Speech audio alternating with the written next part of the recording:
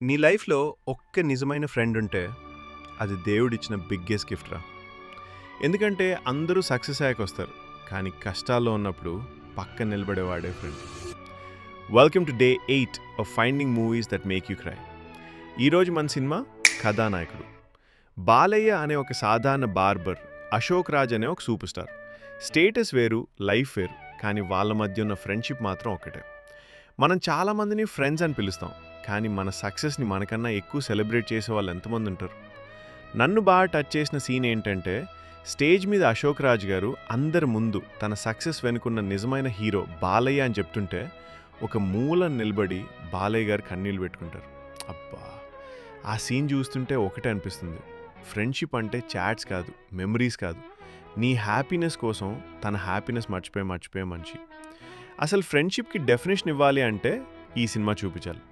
Subscribe చేసుకొని ఇంకా day 9 movie ఏంటో కామెంట్స్లో గెస్ చేయండి.